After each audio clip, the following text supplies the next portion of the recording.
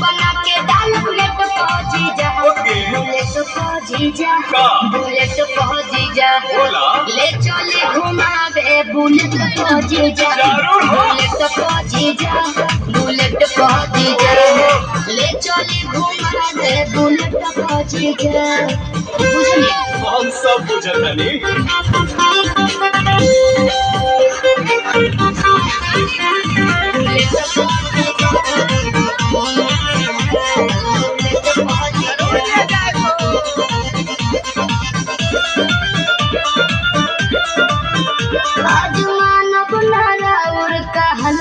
जीजा सूट पहन के तैयार बनी ललता जीजा। अच्छा ठीक बा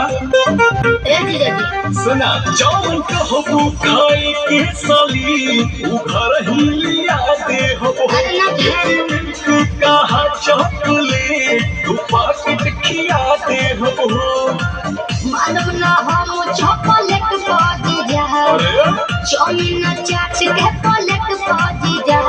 बुलेट पहुंची जा बुलेट पहुंची जा ले चले घुमावे बुलेट पहुंची जा बुलेट पहुंची जा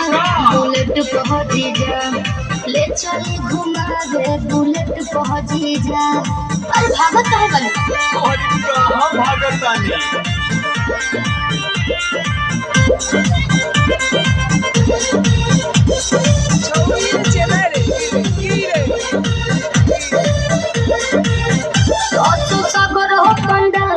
घुमा दीजिए जीजा बिमल से सरधा पूरा दीजिए ठीक बनो फिर कुछ ना कहो। अच्छा सुना चल माई के दर्शन करे यो वीडियो बनावे जाइबू माना बतिया बिना पांडे के का मोबाइल भूलावे जाइबू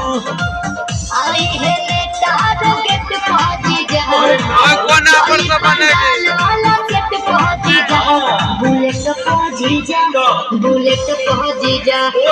ले चले घुमावे बुलेट पहुंची जा